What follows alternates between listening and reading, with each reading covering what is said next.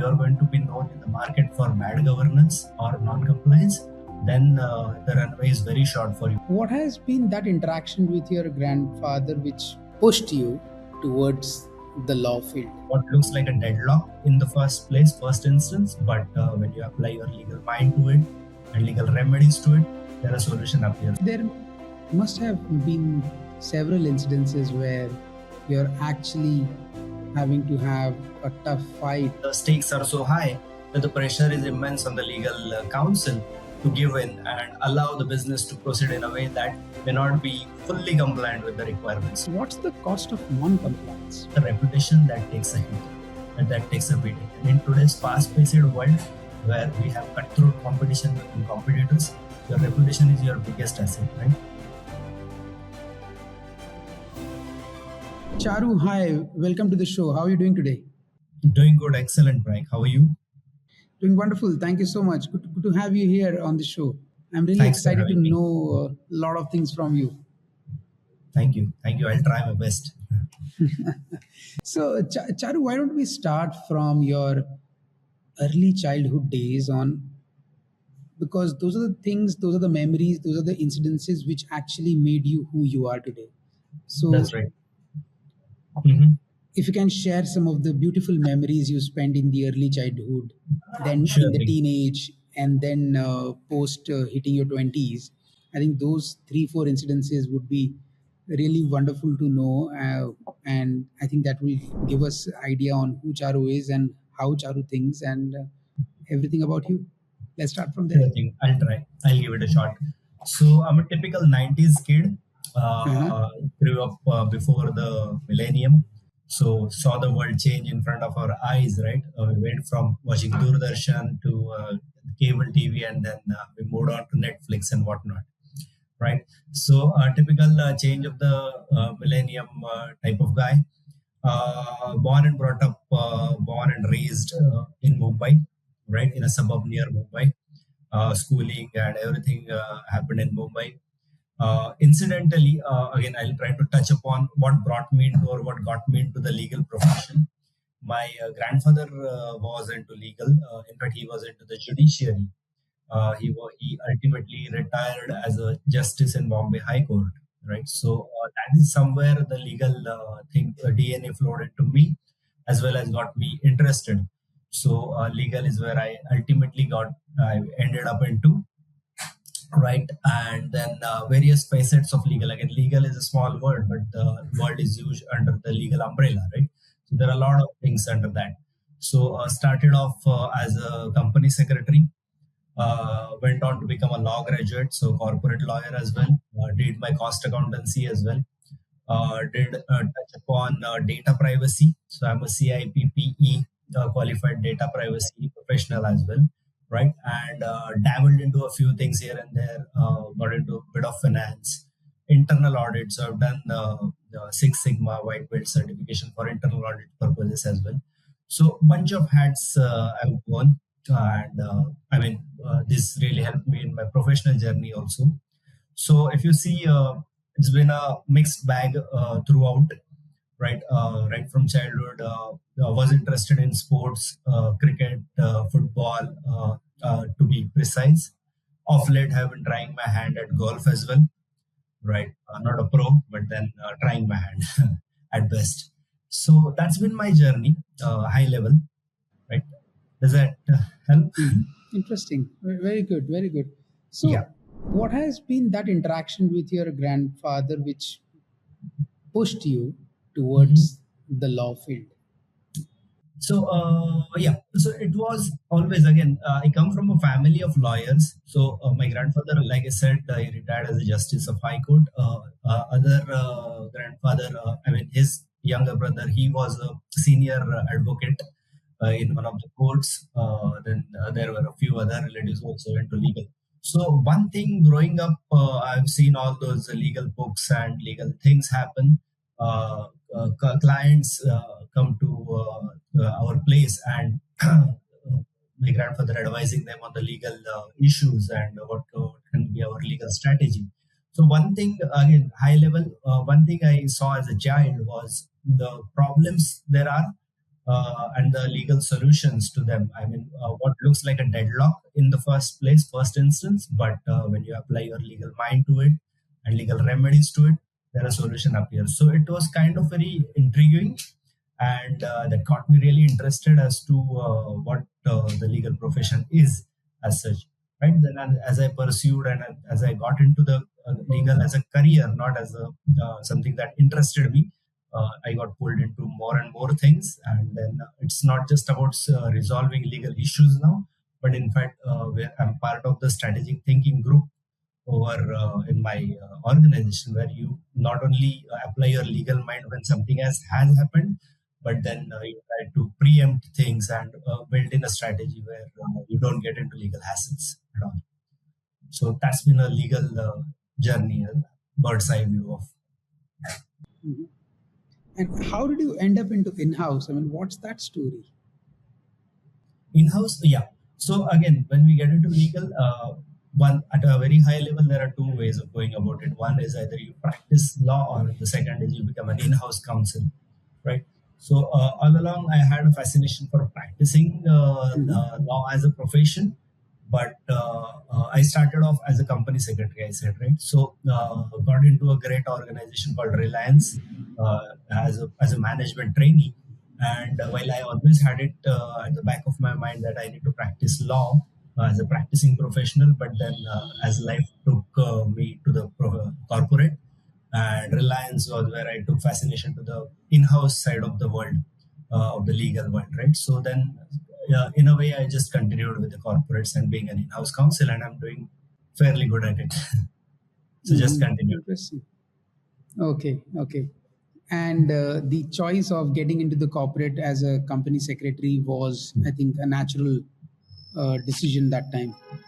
Pretty much, pretty much. I would say so. I did my law graduation after I became a company secretary, right? So had it been Mhm. the other way around, probably I would have ended up as a practicing professional Okay. rather than an in-house counsel. But then this is how life had planned it for me. What are the typical challenges which you face and overcome on a daily basis as an in-house lawyer? Right. So, as an in-house lawyer, if I have to say, when I started off, I'll quickly summarize the journey as well.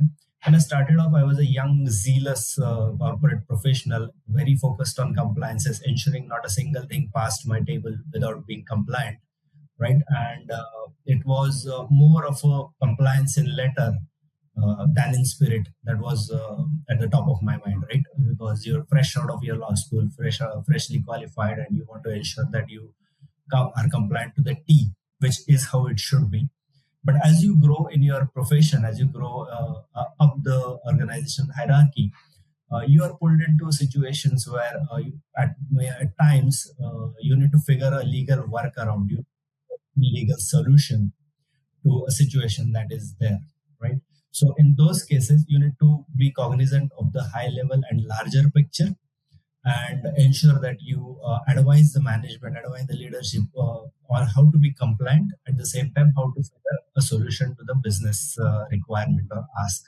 So if you will, that is a challenge that we as in-house legal counsels face and need to be geared up to, as in, you don't only need to ensure that you are compliant, but you also need to you also need to ensure that you are not roadblocks to the organization's growth and strategy and journey, right? So many times we come across people who try to be compliant, but then their posture at times is at odds with the growth journey or the milestones that the organization is trying to achieve. So it needs to be in sync. The business and the legal team need to be in sync to plan ahead and look ahead, so that they work towards the same goal and not against each other. Hmm. But there must have been several incidences where you're actually having to have a tough fight in the sense, I mean, with the business team with respect to certain disagreements, and then they trying to push certain thing, and you keeping your legal hat on and asking them to be aware of risk and not to step over. So how do you manage those internal conflicts, and are those I mean, Do they happen daily? They happen quite frequently, to be honest.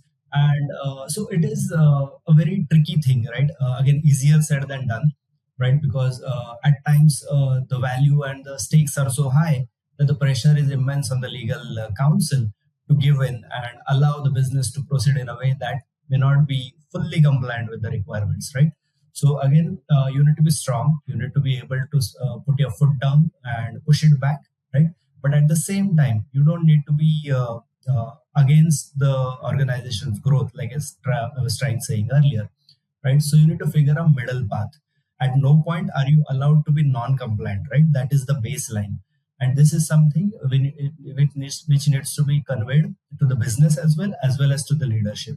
But at the same time, you need to be seen as someone who is aiding the growth, someone who is aiding the the issue on hand, right? You don't need to be seen as someone who's a roadblock. So it's a matter of communication, matter of setting expectations in the first place, and ensuring that we all work towards the same goal, right? So just to give you an example, what happens typically, and I'm sure you'll be able to relate to it. Our in-house sales team, they're always focused on pushing the sales, and especially towards the quarter ends and year ends, when they are under crazy pressure to push the sales to meet the targets and all, they try to push the sales in ways that probably are not fully compliant, right?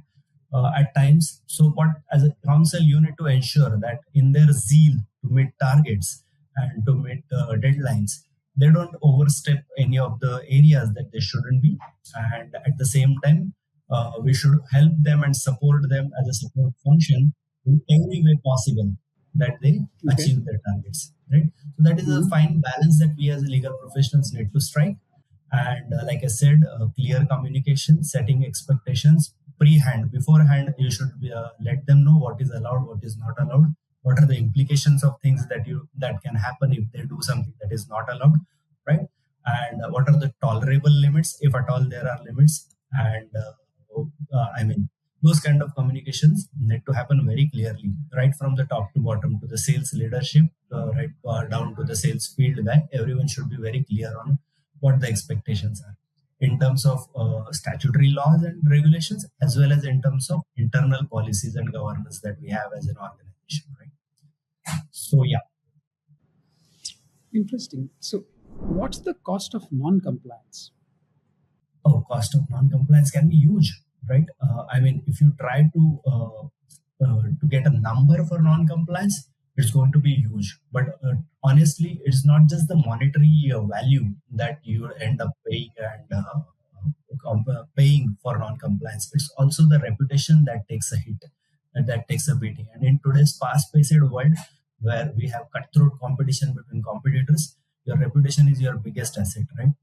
And if that is going to take a hit, if you are going to be known in the market for bad governance or non-compliance, then the runway is very short for you. I mean, it'll be very difficult to recover from that kind of situation, right? And that is the last situation you want to be in. So monetary wise, money wise, fund wise, the non-compliance cost is huge, but the cost is huge. It's larger, right? It's bigger in terms of reputation and brand value that we'll lose. Hmm, interesting. Thanks for sharing that, because most of the time people feel that they can easily bypass certain things and get away, get their deals out. But you said a right point that towards the quarter end or the year end or the month end, the sales guys are, let's say, trying to meet their targets, and so that they can get hefty incentives as well. Right, These situation might occur. This situation might happen where you have to actually tell them that, okay, be in the compliant zone while doing anything. And I think right, that's one of the trickiest position to position to be in during those times. right. And I I agree mean, 100% with you. yeah, yeah. We are there. We are there to handhold them. We want them to succeed. We Mhm. want them to run up Right. maximum sales as much as they can. But at the same time, we need to ensure that we don't sidestep onto any minefield kind of situation. Mhm. All right. So tell me one thing, Charu. When the sales team or the business team is able to convert good business deals every quarter, every month, every year, they get hefty incentives as well for those, right? They have an incentive component in their pay packages as well. Those deals go through the legal lenses as well, and only after legal gives a sign up, then they onboard those deals. What is an incentive for the in-house lawyer to vet all these deals and ensure that the business is not stepping onto any kind of risk and business is risk averse? What is your incentive? Right. To be honest, like you rightly said, the sales gets incentives and they're driven by incentives and their targets, right? For us, we are the support functions, right? We are the support pillars for the organization. So be it legal, or in fact, I can speak for the other functions as well, other support functions like finance and FP&A and other analytic functions. It's the same for them, right? We all are enablers for the sales team to go out and fight it out on the field and get us those numbers. So to us, to be honest, we may not be getting incentivized in terms of numbers and commissions, but there's this professional satisfaction you ensure, right? You get when your organization passes year after year without any non-compliance, without any major escalations, without any red flags. As a professional, you tend to grow when you have that kind of track record behind you. When under your watch, there hasn't been any non-compliance, right? So that's a professional satisfaction that we get and derive out of it. Mhm. Wow, interesting. Very, very beautiful way of putting it, that we get a professional satisfaction in making sure things are unscratched. Right. Nice. Tell Exactly. me, what what keeps you going, Charu? What's your secret sauce? What's your mantra? Right. So I won't call it a secret sauce because I don't consider myself to be but I mean, there are a lot of stalwarts and bigger legal professionals out there who would be in a better position to share a secret sauce, right? I'm still a learner. I'm still a small fish in the pond, in the legal pond, I would say. So no secret sauce as such, but what keeps me going, what ensures that I wake up in the morning looking ahead, looking forward to a good day, is the legal field in itself is such fast paced and evolving at such great pace that there is so much to learn. I mean, every day presents, or every week, every month, year on year, something new or new is happening in the organization's journey, right?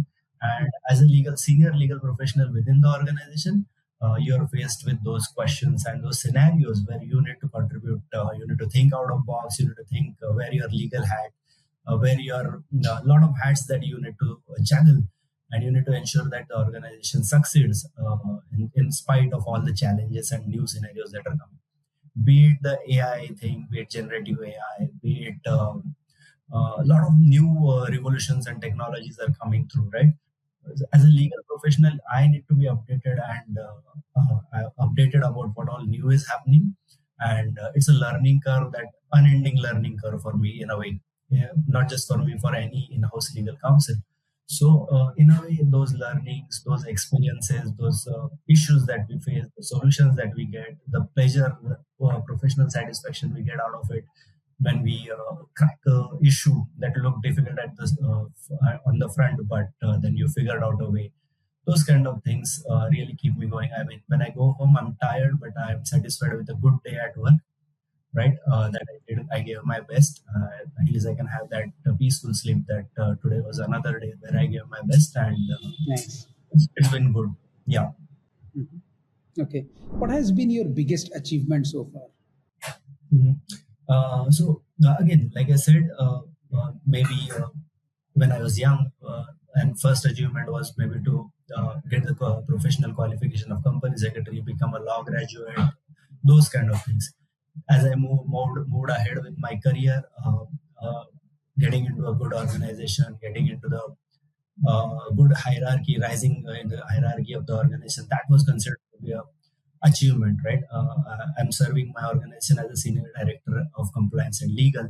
That was the I considered that to be an achievement. I was looking forward to those things. But if you really ask me, if I look back over my 18 to 20 years of legal journey, of legal experience, what has been achievement for me is I've not had a single large non-compliance or a legal issue on my under my watch, right? Be it when I was a junior, or be it when I'm supervising and leading a legal team. I don't think I've had a major red flag or red blot or dot on my career.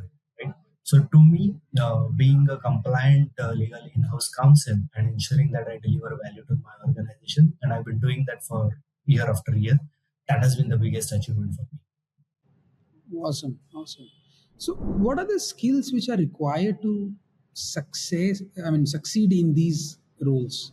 Right. In the legal role, if you really ask me, first is having in-depth knowledge of your field is a must thing that is needed. Staying updated in your field, the new things that are coming along is extremely essential. But at the end, and as you grow, also having a view and vision of the business and what is needed, thinking on your toes as to figuring out solutions for your leadership and for your organization. I think having that skill set is most important, right? Uh, I always I've heard this philosophy of owner versus tenant kind of mindset, or owner versus renter kind of mindset, right? Where there are people who will think of themselves as the owner of the business, where vis-a-vis there are people who always think of themselves as renters or tenants of the business, right? So when you have that mindset of an owner, you tend to figure solutions for your organization, right? Because it's your problem. It's your organization's issue. It's your issue. So you put on the thinking hat. You figure out solutions for your organization, and whatever is best, optimal solution, you figure that out. Versus if you think as an employee, then your thinking is limited. It is capped to that extent. So I think that is the biggest skill set a person has to imbibe, right? Being feeling as an owner, thinking as an owner, and figuring out the best solution for your organization. Wow. Have you ever had a moment while Mhm. working in the company where you realize, man, whatever I'm doing is Mhm. not at all legal? I have changed, my work has changed, or have you had this kind of moment ever? Right. So there have been instances more so of late than in the initial part of my career. But when I say these are the things that I'm doing are not legal, I don't mean they're illegal, right? So when I mean they're not legal, they're probably not just from a legal point of view, or not something that the legal department per se would be doing. But many a times we step into other functions, right? We try to do things that the finance would be doing, and then we try to contribute to those conversations, or maybe we try to step into the engineering and R&D teams conversations, their meetings, and we contribute there, right? So many times we have employee issues, and you need to aid the HR department to figure out what needs to be done, right? Many times we have issues with our offices, physical offices across locations. I'm sorry, where you need to step in and figure out a way to do firefighting with your facilities and administration team, right? So legal guy in particular is required to collaborate and cross pollinate and work with all functions, right? So many a times you feel that hey, is this even a job of the legal team or a legal in-house counsel? But as you grow up the hierarchy and the organizational ladder, you don't stay just a legal guy. You're a senior guy in your organization, and you need to be present to do whatever is needed, right, in the best interest of your organization. Again, it dials back to my thought or philosophy of owner versus renter conversation. Once you start thinking of like an owner, you don't limit yourself to just legal function or department. Then you step into things and try to contribute into any issue or any area that you see where you can contribute. Hmm, interesting. What advice would you like to give to the young lawyers out there who are just starting into this profession and are still confused which way to choose, how to go about individual practice, law firm practice versus in house? Right. So, to be honest, and again, I may not be the best person to be guiding them. Like I said, I'm a pretty small fish. There are bigger torch bearers out there. But my small 2 cents or pearls of wisdom would be that focus on your area of expertise. I mean, try to be an expert at whatever you're doing. Don't be a mediocre person, because in today's cutthroat competitive world, only the experts will thrive. And I mean, it's not about survive, but it's about thrive, right? Survival is Yeah. fine, but if you need to really thrive and excel, then you need to be an expert to start with. Mm.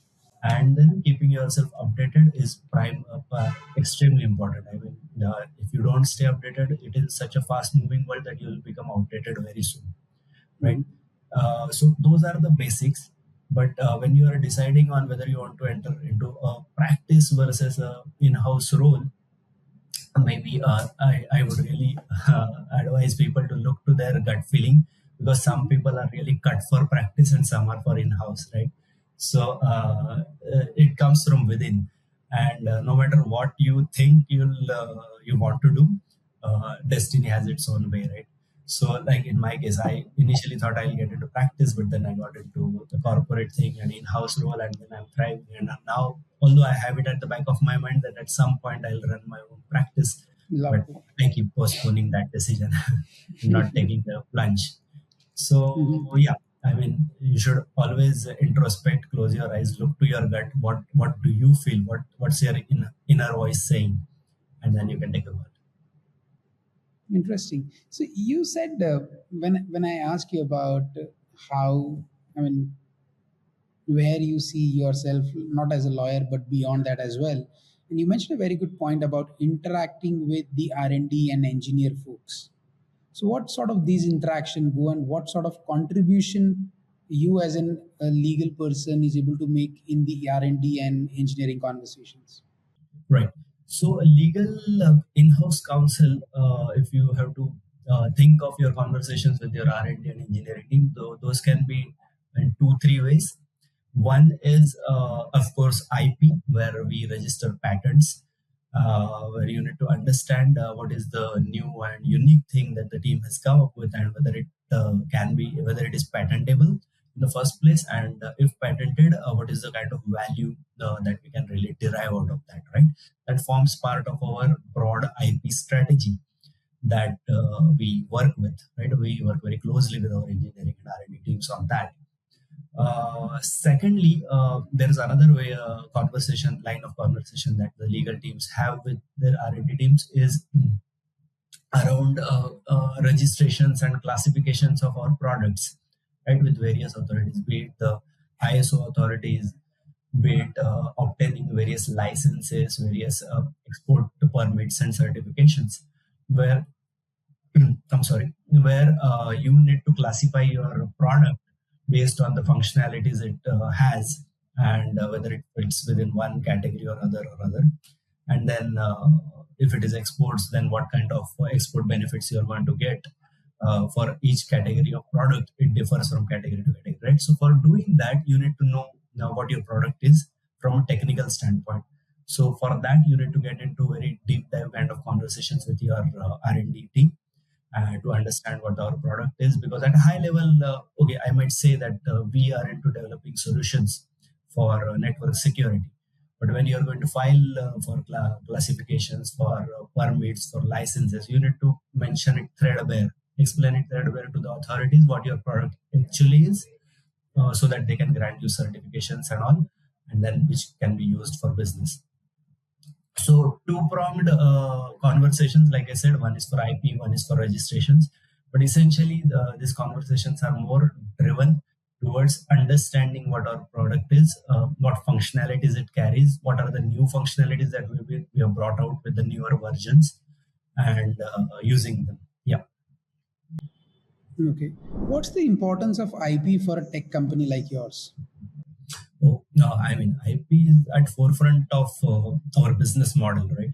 Because IP or patents is something that distinguishes us from our competitors. So, in typically in the tech world, what happens is there are similar products, right? So, for instance, my organization is into network security solutions, but there might be 10 other companies that are also into network security solutions, some larger than us, some smaller than us.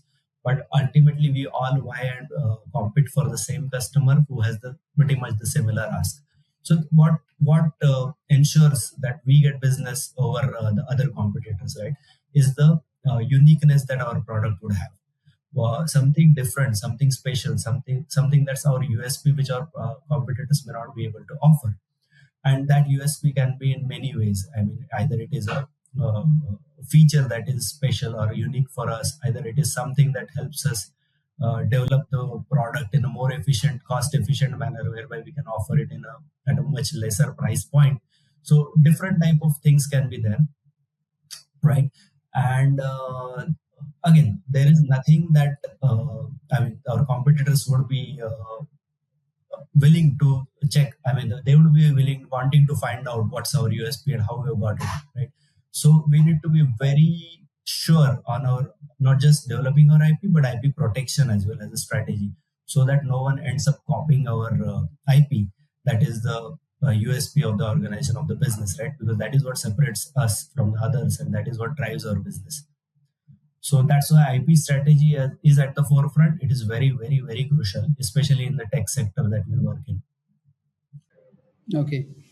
Okay. So since you started your career from a organization like Reliance and now you're at Ivanti, what are the differences which you are able to see when it comes to systems and processes at Reliance versus Ivanti? Right. So, to be honest, I started with Reliance Communications side of it. Hmm. So, worked with telecommunication industries. Then I moved on to a company that was into electronics manufacturing and contract Okay. manufacturing.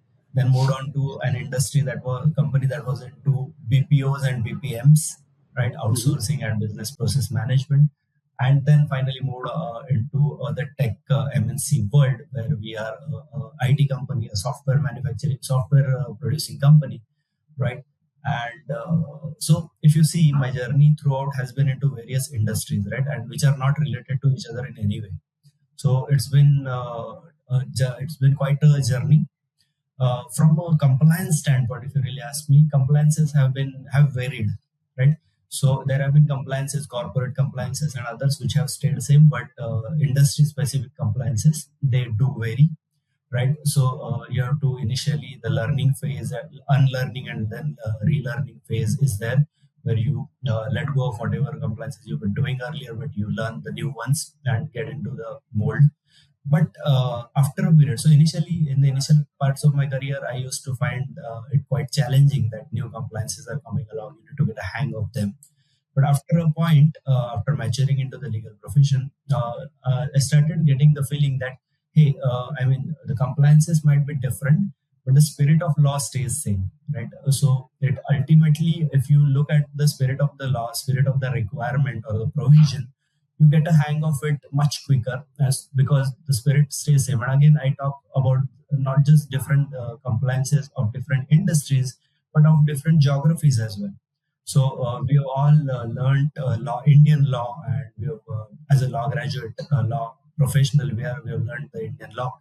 But when I'm asked to be compliant with the laws of different geographies, be it Americas, be it EMEA, be it APAC, all the countries, right? All geographies. Then in that case, you can't be an expert of law of each country, right? But then if you look at the spirit of the law, it is pretty much uniform across the globe. So once you get a hang of those kind of things, once you start looking at it from a high level, from a 30,000 feet kind of thing, then you understand that all laws ultimately tie up into each other in spirit, and then that helps you understand and appreciate the requirement a bit better. Hmm. So do you think an Indian lawyer who's working in an in-house counsel position can actually advise global companies sitting in India on almost all the jurisdictions and local laws as well, since the spirit of law is predominantly same everywhere? Right. So, pretty much, yes. Can an Indian law professional do that? Yes, he can. But it's a single person knowing each and every law, each and every provision is a very challenging thing, right? Is a Hmm. very difficult Yeah. skill set to find, and probably humanly not possible as well, right? So there are various tools and methods that he can employ to cater to this requirement, because there will be requirements, there will be instances in his career as a in-house counsel where he'll be called upon to guide and provide solutions on issues or laws of different geographies or different areas, peers, right? And he needs to cater to that requirement. He can't say no. So then there are methods and tools at his disposal, be it studying up, looking up the topic online, be it consulting various other professionals and counsel outside advisors, or be it looking up all the material that is available at his disposal, right? From his own experience, he might know a few things. So all these, I consider these as tools and methods whereby an in-house counsel finally gets all the information on his desk.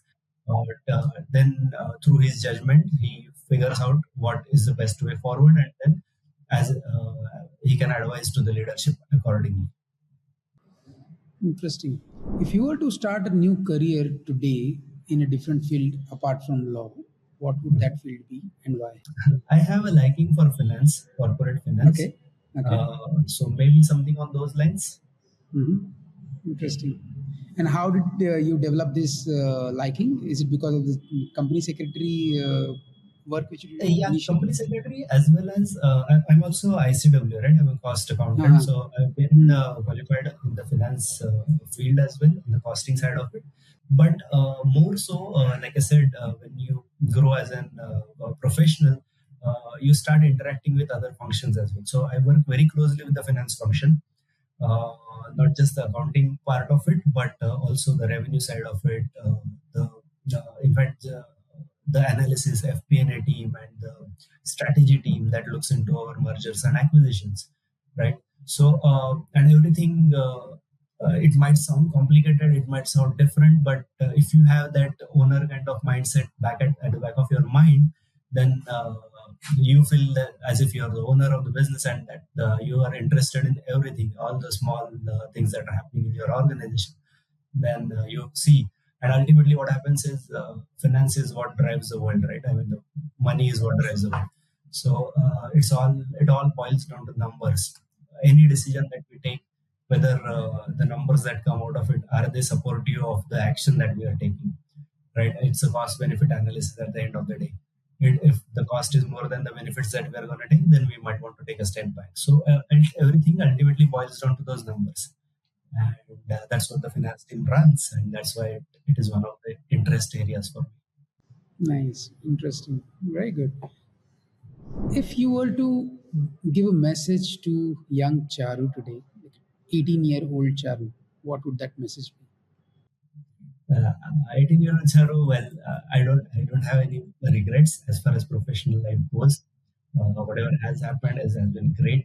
I can't envisage a scenario where I could have done something else and I could have been in a better spot, right? So very thankful.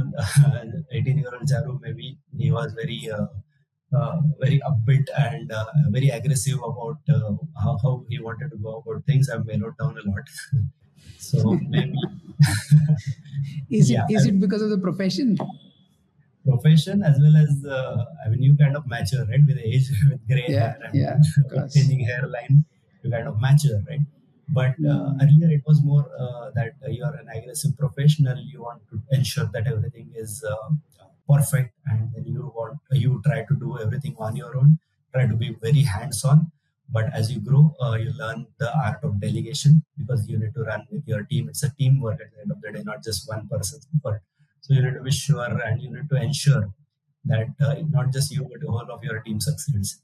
So art of delegation, art of getting the work done, art of keeping the pack together is something that I like to tell 18-year-olds to focus more on. Lovely, lovely. This has been a wonderful chat, Charu. Thank you so much for sharing such wisdom and being so transparent about everything. I really enjoyed having this conversation. Thanks again for your wonderful time. My pleasure. It was pleasure talking to you. Thank you. Thank you so much. Thank you. Have a good day. You too.